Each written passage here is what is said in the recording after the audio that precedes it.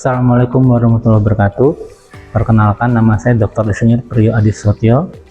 Saya adalah staf pengajar dari Prodi S1 Teknik Elektro Fakultas Teknik Universitas Semarang. Dalam kesempatan ini saya akan memaparkan terkait bagaimana dalam kami sebagai dosen teknik elektro, khususnya dalam mata kuliah sistem energi baru terbarukan, akan diberikan ke mahasiswa sebagai upaya kami untuk mencerdaskan bangsa. Pada kesempatan ini saya akan memaparkan rancangan pembelajaran untuk mata kuliah sistem energi baru terbarukan dengan kode TES 21528P. Mata kuliah ini berbobot 3 SKS dan dirancang untuk membekali mahasiswa semester 5 pada kurikulum reguler dan semester 5 atau 6 pada kurikulum mahasiswa sore ataupun karyawan dengan kompetensi mendesain sistem energi yang berkelanjutan, efisien, dan etis selaras dengan CPL capaian pembelajaran lulusan dari program studi kami.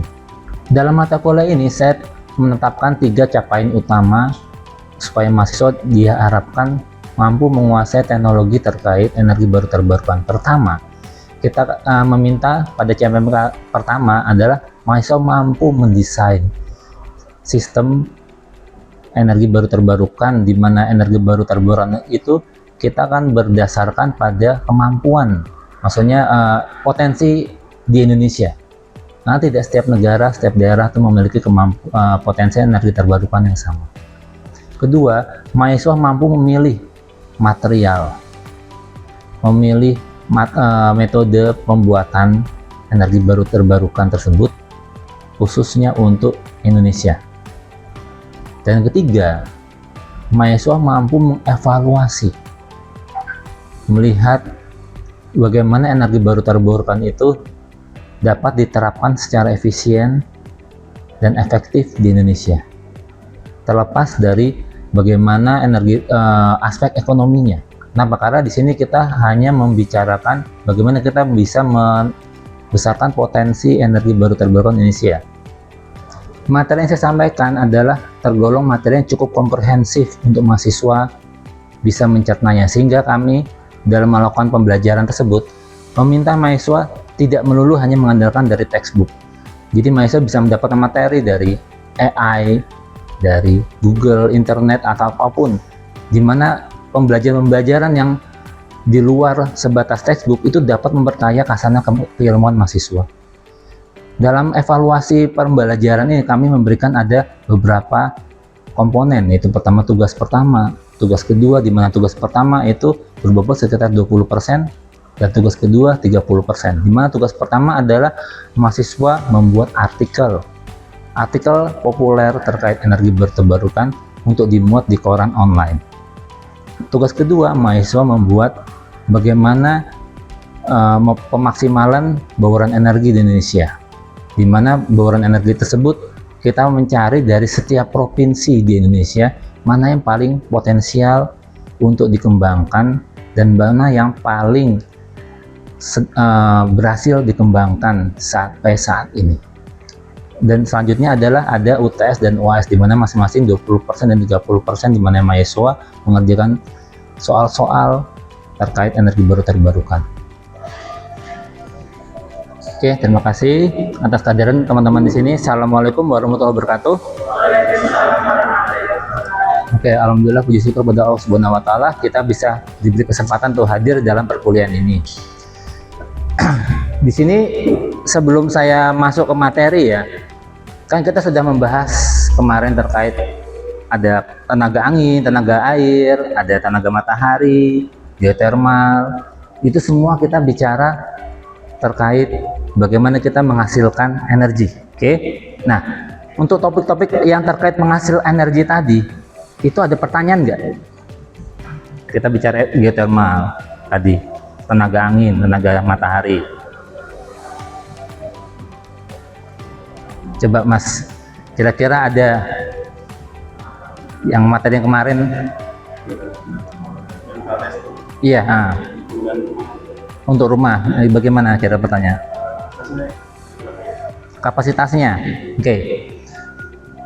Kapasitas terkait PLTS kita bisa melihat dari 3 hal. Pertama, kita bicara dari sisi kita menggunakan untuk apa?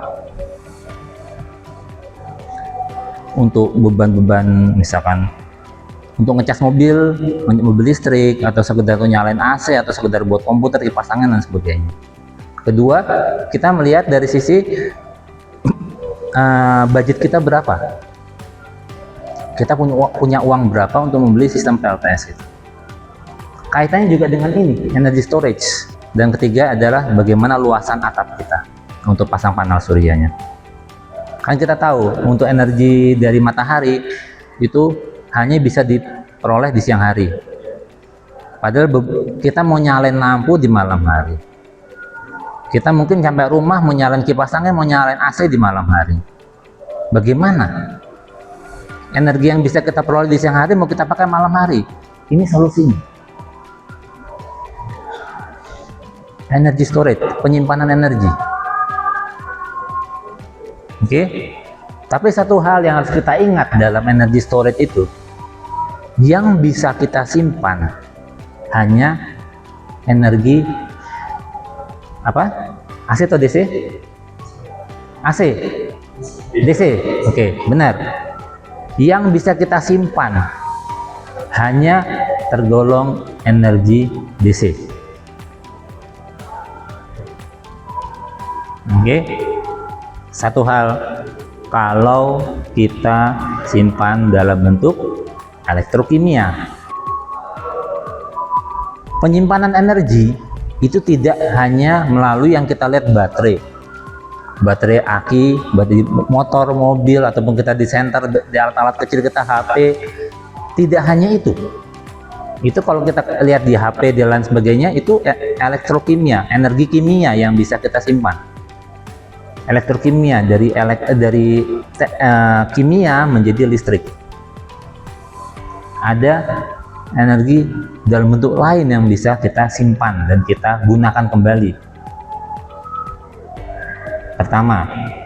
Kedua, yang bisa kita simpan dan kita gunakan kembali itu tidak melulu dalam bentuk AC atau DC. Ada hal lain akan saya bahas di sini. Energy storage adalah upaya untuk menjawab tantangan dari EBT, energi baru terbarukan. Bagaimana kita bisa menyimpan energi di saat kita tidak butuh. Dan ini sudah utarakan bahwa kita energi matahari, energi angin, kalau hanya pas siang hari, kalau pas nggak mendung. Tapi masalah kita butuh pas saatnya sedang tidak ada. Itu energy storage. Di sini kita lihat ada istilah dekarbonisasi. Artinya apa? Ada banyak sumber energi listrik dari batu bara, geotermal dan sebagainya. Tapi energi listrik yang bisa kita upayakan peroleh dalam waktu cepat dan besar itu adalah energi yang berasal dari minyak, dari genset. Kalau kita bisa upayakan peminimalisasi dari genset tadi, kita bisa katakan kita berkontribusi pada upaya dekarbonisasi dengan menggunakan energi storage tadi. Pas saatnya nyalain genset, misalkan di rumah-rumah lagi mati lampu, kita nyalakan genset. Daripada kita nyalakan genset, kita nyalakan melalui aki dari baterai. Nah, kita sudah pertama kita meminimalkan emisi karbon dari asap genset. Oke, di sini kita lihat berbagai teknologi, ada integrasi angin, matahari, energi storage, dan utilitas, di mana energi yang kita simpan bisa kita gunakan di lain waktu untuk keperluan-keperluan yang bisa dikatakan keperluan esensial ataupun keperluan yang non esensial. Di sini saya akan bicara berbagai jenis teknologi, ada elektrokimia tadi saya katakan, energi mekanik, energi thermal. Kalau energi hidrogen sudah sempat saya bicarakan terkait materi sebelumnya, kita bicara fuel cell adalah energi hidrogen. Yang belum saya bicarakan adalah bagaimana mekanik, termal, dan elektrokimia. Tapi kalau elektrokimia saya yakin teman-teman sudah familiar. Siapa yang ke kampus naik motor pasti sering ketemu namanya aki. Yang punya HP, siapa yang nggak punya HP di sini? Hampir nggak mungkin. Itu semua pakai elektrokimia. Jadi sehari-hari teman-teman sudah menggunakan prinsip ini. Tapi bagaimana dengan yang mekanik dan termal? Oke, kira-kira yang elektrokimia ini, siapa yang masih bingung bagaimana proses terjadinya di sana?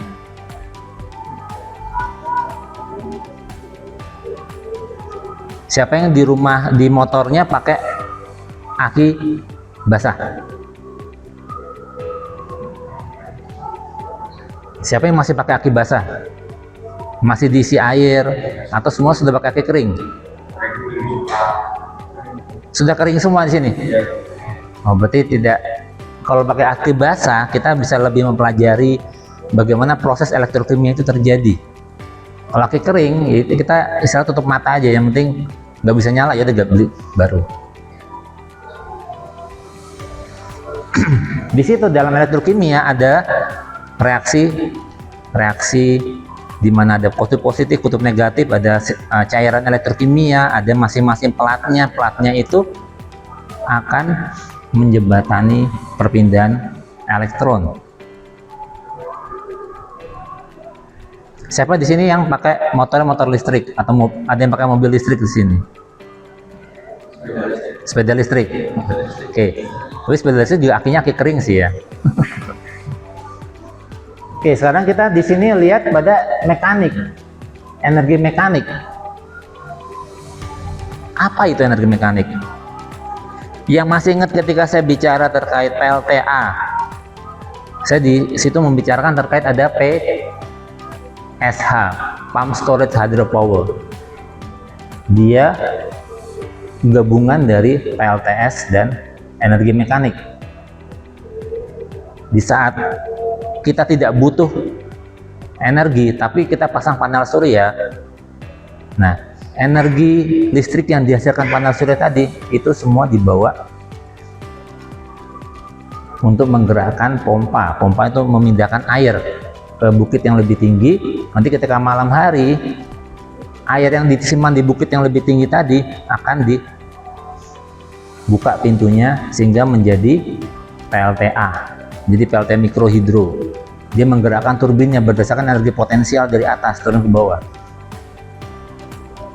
Menyimpan energinya berdasarkan elevasi. Elevasi di tempat ketinggian. Jadi kalau pas siang hari, pompa nyala berdasarkan dari energi listrik dari panel surya. Dibawa ke atas ke tempat tinggi, mungkin ketinggian bisa 500, 1000 meter di atas permukaan laut. Nanti begitu pas malam hari, dibuka pintu airnya sehingga dari atas turun langsung akan memutar turbin airnya. Itu energi mekanik. Jadi teknologi paling bagus untuk energi storage saat ini adalah pada PSH. Bukan baterai elektrokimia, bukan. Tapi masalahnya ini butuh biaya besar sekali dan di Indonesia belum ada. Sedang dibuat yang PSH itu. Oke, di sini bisa berbagai teknologi elektrokimia, teman-teman bisa baca di materi yang sudah saya share. Ini lithium flow battery, bagaimana dia bisa menyimpan dan bagaimana apa kelebihan kekurangannya.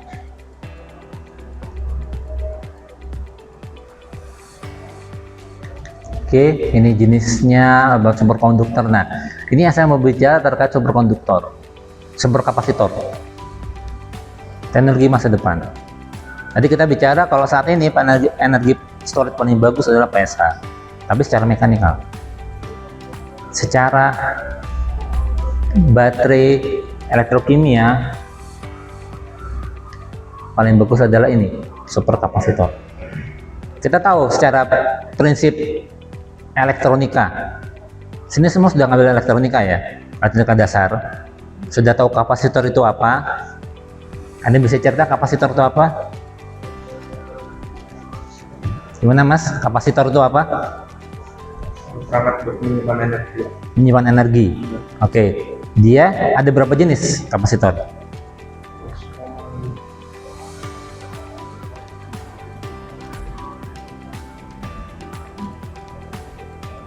Atau misalnya Masnya pernah lihat kapasitor di mana aja sih?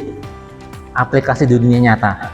Di Televisi, terus di perangkat HP juga ada. berapa HP? Ya. Oh, pernah lihat kapasitor di HP? Ya, Kecil-kecil banget kan? Oke, terus apa lagi?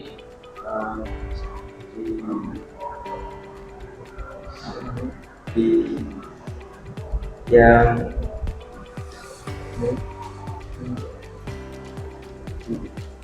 multimeter juga ada. Multimeter, terus Di laptop juga ada. laptop yang agak-agak besar gitu. Kapasitornya agak besar. Nah, pompa air. Pompa air. Jadi kira-kira gunanya di pompa air itu apa? Bisa cerita nggak?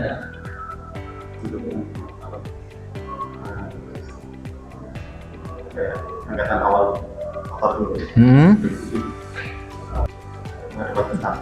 Oke, jadi untuk mengatasi ketidakadaan dari rangkaian Star Delta soft starter, paling murah adalah kita mengadakan ada kapasitor pada breaker dari pompa.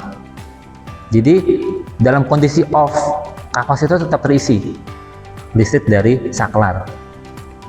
Ketika pompa mulai jalan, untuk mencegah inrush current dari pompa itu, sehingga dibantu oleh kapasitor. Itu semakin besar kapasitor, semakin smooth pompa itu berjalan tanpa ada stop starter, tanpa ada Star Delta dan sebagainya. Namun semakin mahal instalasinya. Oke, nah itu super kapasitor. Itu baru kapasitor. Bagaimana super kapasitor? Dia bisa menyimpan yang lebih besar, lebih lama. Kenapa? Karena tadi kita butuh namanya dari storage. Kalau dia cuman sedetik 2 detik, kalau kita nyalain pompa paling nggak nyampe 2 detik selesai.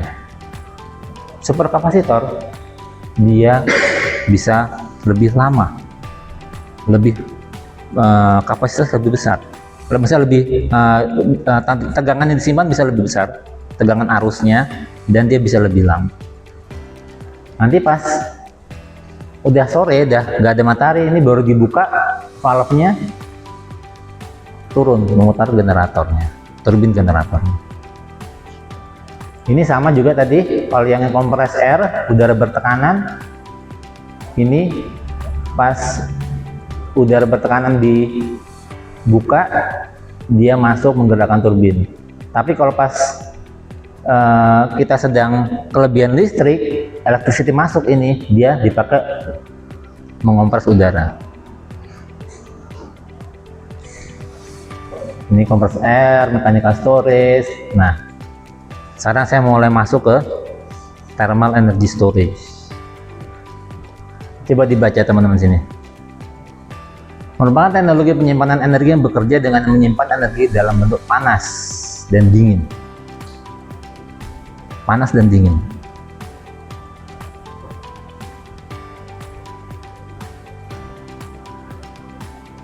Harus ada dua yang berlawanan untuk bisa menggerakkan. Jadi energi itu adalah seperti prinsip fisika, berpindah dari yang lebih tinggi ke lebih rendah, tekanan lebih tinggi, tekanan lebih rendah, dari panas ke dingin. Prinsip fisikanya kita pakai.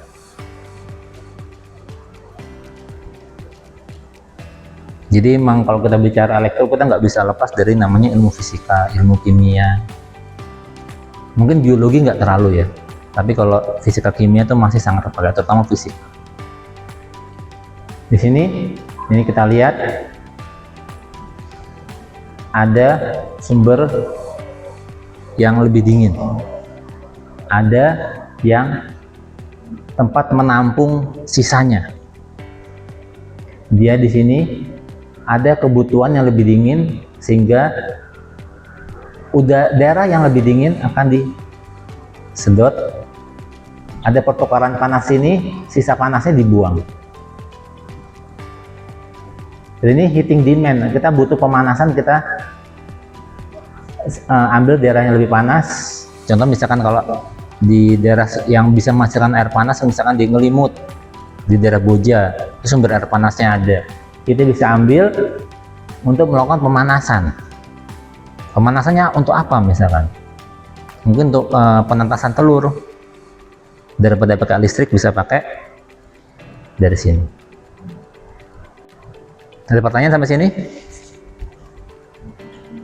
Jadi materi yang saya utarakan ini akan menjadi bagian dari ujian akhir semester yang sudah teman-teman ketahui bahwa teman-teman sudah menempuh mata kuliah EBT ini, sudah mengerjakan tugas. Kan masih ingat di awal saya berikan tugas meresume dari 2 kuliah umum, ada UAS dan ada UTS yang di semester lalu, di tengah semester kemarin. Oke. Untuk tugas-tugas itu yang kemarin sudah saya berikan itu bobotnya total 50%. Untuk UAS dan UTS dan UAS itu bobotnya 50%. Jadi untuk UAS ini kita akan lihat bahwa harapan saya adalah bisa 30% teman-teman bisa memenuhi. Salah satu materi ada terkait energy storage.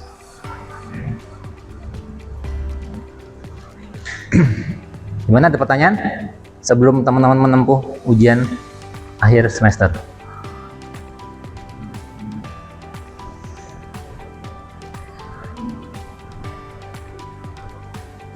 Gimana mbaknya? Coba mulai dari mbaknya. Ayo. Tadi kan ada flywheel. Flywheel ya, oke. Jadi flywheel itu apa ya Pak? Maksudnya kayak dengan apa? Oke. Flywheel, pertanyaan bagus. Apa ya, aplikasinya itu paling gampang kita melihat aplikasi contoh di dalam engine mobil, engine motor. Jadi misalkan kalau motor mungkin hanya 1 piston, tapi kalau kita mobil yang banyak, ada piston yang banyak, ada 3, ada 4, itu di situ ada namanya flywheel, roda gila. Jadi dia ketika pistonnya sedang posisi, kita bicara 4 stroke ya, 4 tak. Kan ada engine, ada yang 2 tak, ada 4 tak. Kalau kita bicara 4 tak, dia posisi sedang naik, TMA, titik berhenti atas, titik berhenti bawah, dan ada 4 posisi. 4 posisi itu semua direpresentasikan dengan flywheel.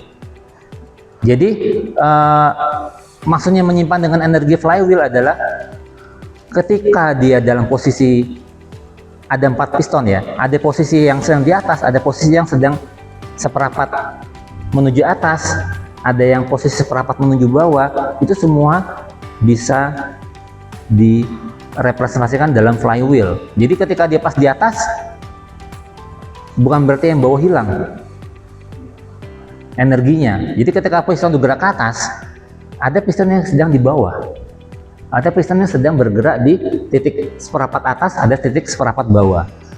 Jadi tadi dia dengan flywheel dia menggerakkan, kan kalau di dalam piston itu ada ledakan kan, ada bahan bakar, ada udara, ada spark. Untuk mobil yang bukan solar ya, bukan diesel ya, kita bicara mobil biasa, mobil bensin biasa, ketika spark tadi dia ledakan, begitu di atas dia gerak ke bawah langsung. Begitu gerak ke bawah akibat ledakan spark tadi, ada sisi lainnya dengan flywheel itu dia menggerakkan seperapat ke atas, seperapat ke bawah, dan ada full yang atas. Nah, flywheel itu dia memastikan setiap pergerakan dari piston itu bisa direpresentasikan. Dia ada didorong ke bawah, tapi dia juga menggerakkan ada yang ke atas. Kalau misalkan tidak ada flywheel, dia sedang dibuang ke bawah karena diledakan tadi piston tadi, ya sudah. Untuk yang di piston yang lain, dia butuh ledakan lain lagi, dan itu bisa tidak saling terkoordinasi. Flywheel itu memastikan semua posisi dari piston itu semua terkoordinasi, sehingga bisa itu bukan lebih kita katakan lebih ke arah menyimpan energi dalam bentuk biar biar bahan bakar pada engine tadi tidak bolak-balik kebakar secara percuma.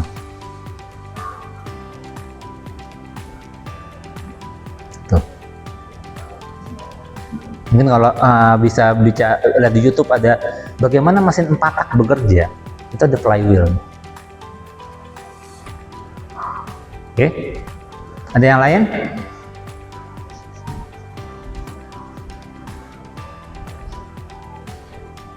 Cukup? Materi yang saya berikan barusan tadi terkait energi storage itu saya harapkan bisa memperkaya khasanah teman-teman ya. Itu bisa menjadi bagian dari upaya teman-teman dalam membuat judul tugas akhir ataupun nanti bisa digunakan di dalam pekerjaan. Karena teknologi energi storage adalah teknologi yang masih sangat berkembang. Masih 10-20 tahun lagi itu masih akan terus ada. Isu-isu bagaimana kita bisa mengoptimalkan, kita bisa membuat dia menjadi lebih murah, dan membuat dia menjadi lebih canggih. Oke, sekian, terima kasih. Assalamualaikum. Dalam kompetensi dalam pembelajaran ini pada manual sistem energi baru terbarukan, kami membentuk calon lulusan sarjana teknik elektro yang komprehensif. Artinya apa? Dia mampu dalam jawab semua tantangan yang diberikan kepadanya, sehingga kita harapkan UASM dapat membentuk sarjana elektro yang sangat dibutuhkan oleh industri. Oke, terima kasih. Assalamualaikum warahmatullahi wabarakatuh.